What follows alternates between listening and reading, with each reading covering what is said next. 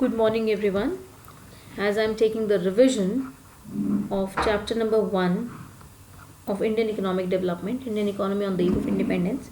In my previous video, I've explained two indicators, agriculture and industries. Today, I'll be continuing with foreign trade. Foreign trade at the time of independence. What was the condition of the foreign trade at the time of independence? That means during the British rule, what were the condition of the foreign trade? We were knowing that the status of India has been converted. Status of India क्या रह गया था? It was converted to mere exporter of raw materials. It became the importer of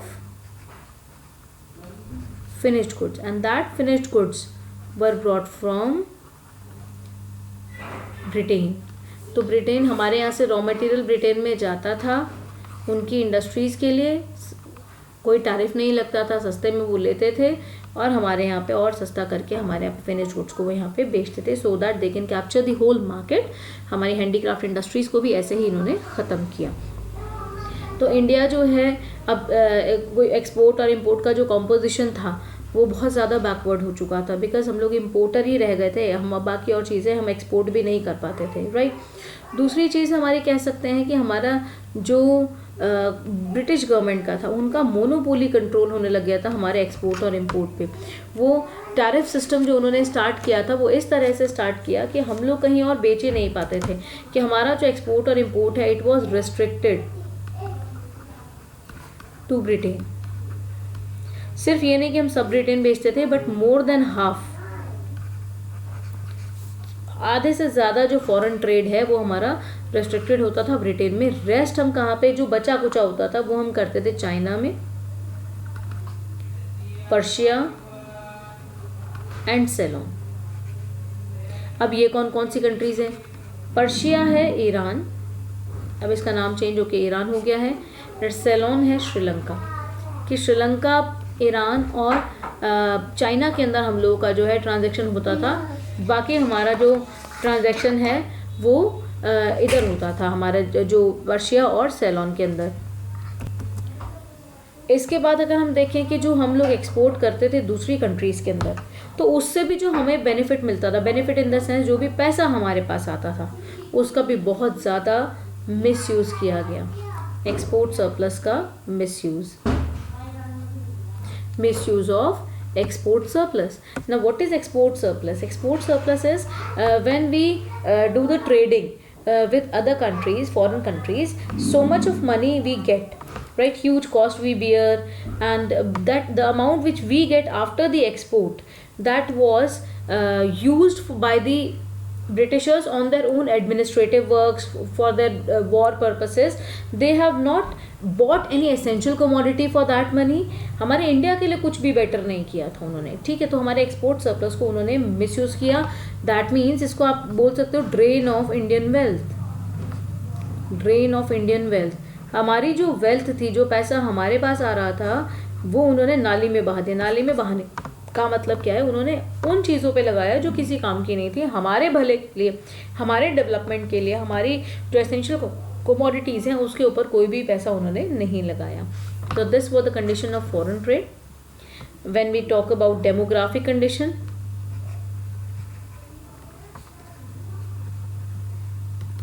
हमारी India की demographic condition क्या थी at the time of British government, तो उसके अंदर डेमोग्राफिक कंडीशन के अंदर भी अगर हम लोग लेकर चले तो हाई बर्थ रेट था. बर्थ रेट भी बहुत ज़्यादा था. अब क्योंकि हमारी health facilities was not good, तो डेथ रेट भी बहुत ज़्यादा था, high death rate. Demographic transition की फेजेस होती हैं, डिफरेंट फेजेस. जैसे पहले high birth rate, high death rate. दूसरी फेज़ में high birth rate, low death rate. Death rate कम होना शुरू हो गया. तो ये 1921 के बाद हुआ था. तो पहले तो हमारी पॉपुलेशन जो है, पैदा भी ज़्यादा होते थे तो मरते भी ज़्यादा थे. बट आफ्टर दिस पैदा होने वालों की संख्या ज़्यादा थी, बट मरने वालों की संख्या जो है वो कम हो रही थी. तो दैट मीन्स जो पॉपुलेशन था वो बहुत ज़्यादा इंक्रीज़ हो रहा था. तो इसीलिए 1921 को जो कहते हैं ईयर ऑफ ग्रेट डिवाइड.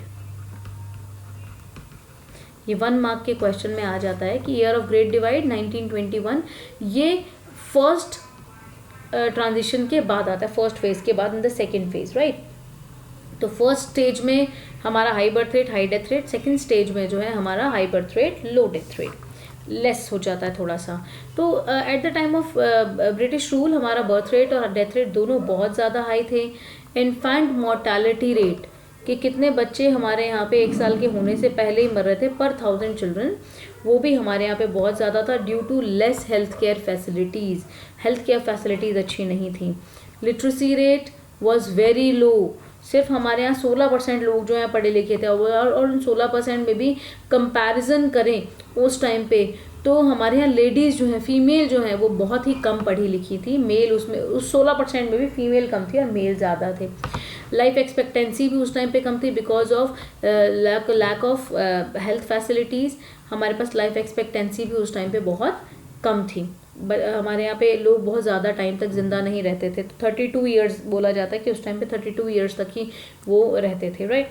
और हेल्थ फैसिलिटीज़ हमारी गंदी थी। ये सारी चीज़ें इसके हिसाब से ही है क्योंकि हमारी जो स्टेट ऑफ हेल्थ फैसिलिटीज़ है वो बहुत ज़्यादा पुअर था।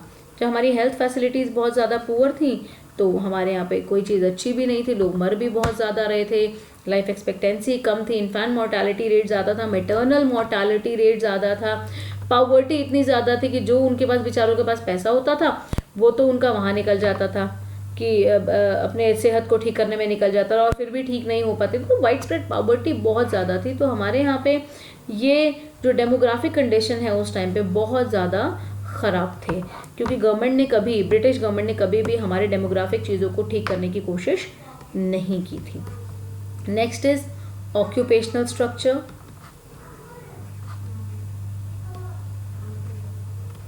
ऑक्यूपेशनल स्ट्रक्चर कि कौन कौन हमारे यहाँ पे किस किस फील्ड में काम करता था। तो यहाँ पर हमें पता है कि एग्रीकल्चर सेक्टर के अंदर हमारी ज़्यादा पॉपुलेशन लगी हुई थी, then in service sector and then in, और सबसे लास्ट में हमारा इंडस्ट्रियल सेक्टर।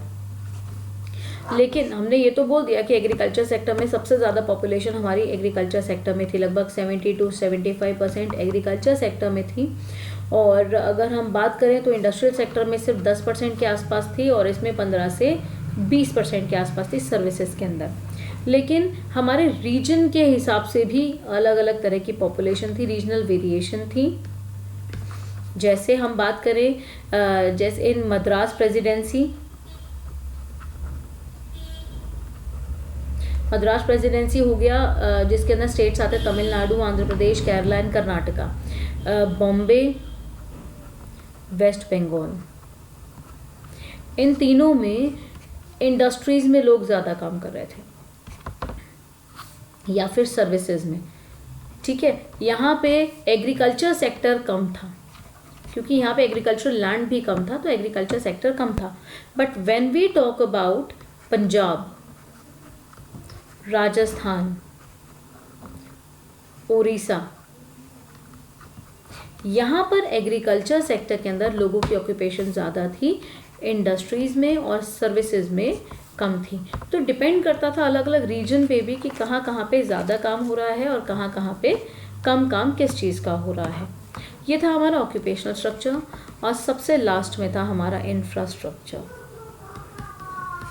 हमारा इंफ्रास्ट्रक्चर कैसा था, एक ये चीज़ है जो हम बोल सकते हैं कि बेटर थी हमारे eight the time of Britishers. Infrastructure में 2 चीज़ें आ जाती हैं, एक ट्रांसपोर्ट और दूसरा आ जाता है कम्युनिकेशन। Transport and communication. तो ट्रांसपोर्ट एंड कम्युनिकेशन हमारे यहाँ पे ब्रिटिश सेक्टर ने जो है वो बढ़िया किया था। जैसे उन्होंने रोड्स बनाई थी, पक्की रोड्स बनाई, गाँव से शहरों तक को जोड़ दिया। क्यों जोड़ा था? ये उन्होंने हमारे भले के लिए नहीं किया था, ये उन्होंने इसलिए किया था ताकि वो इजीली रॉ मटेरियल को पक्की रोड्स के थ्रू अपने जो है पोर्ट्स तक लेके जाए और पोर्ट से आगे लेके जाएं। तो उन्होंने रोड्स बढ़िया किए, रेलवेज बढ़िया किए, जिससे कि लॉन्ग सफ़र जो है वो कम देर में पूरा हो जाता था। तो लोगों को भी बेनिफिट मिला, लोगों ने भी दूर दूर तक जाना शुरू किया। But this was only for the motive of their benefit, not for our benefit, but this works as a blessing in disguise for our country. And sea or water जो ट्रांसपोर्ट है उसमें भी उन्होंने काम किया, बट ये इतना ज़्यादा काम नहीं कर पाया था। एयर एंड वाटर, सी बोल रही हूँ, एयर एंड वाटर ट्रांसपोर्ट में भी उन्होंने बहुत काम किया था, लेकिन ये उतना ज़्यादा नहीं बढ़िया हो पाया था जितना रोड्स एंड रेलवेज बढ़िया हुए थे, right. And when we talk about communication, तो इसमें कम्युनिकेशन में पोस्टेज आ गया था, इलेक्ट्रिक आ गया था, टेलीग्राफ, इसने भी बहुत ज़्यादा हेल्प किया था। कहीं पे भी अगर फेमाइंस हैं, फ्लड्स है, तो इजीली हमको कम्युनिकेट हो जाता था कि कहाँ पे क्या दिक्कत हो रही है, कोई भी प्रॉब्लम थी। ये उन्होंने अपने बेनिफिट के लिए किया था कि कहीं पे कोई अटैक होता है या कुछ होता है तो हमको पहले पता चल जाए, हम दूर दूर तक एक दूसरे से इंटीमेसी रख लें, इंटीमेट करें एक दूसरे को जो भी बातचीत है। तो ये उन्होंने अपने बेनिफिट के लिए किया था, लेकिन ये इसने हमारे बेनिफिट के लिए भी बहुत काम किया। एक यही चीज़ हमारे यहाँ है इंफ्रास्ट्रक्चर जो ब्रिटिशर्स ने किया और हमें बेनिफिट मिला। इसमें एक चीज़ जो 1 मार्क के पॉइंट ऑफ व्यू से है कि फर्स्ट स्टैम्प किस टाइम पे बनी, 1852, एंड फर्स्ट टेलीग्राफ लाइन 1853। सो ये जो हमारा है ये 1 मार्क के पॉइंट ऑफ व्यू से बहुत ज़्यादा इम्पॉर्टेंट है, राइट। तो अभी ये चैप्टर हमारा यहाँ पे कंप्लीट होता है। इस चैप्टर में किसी एक शॉर्ट रिवीजन मैंने आप लोगों को दे दिया इस चैप्टर का। किसी को कोई भी प्रॉब्लम होती है तो आप लोग मुझसे पूछ सकते हैं। Still you can ask me any time. Thank you, God bless you all.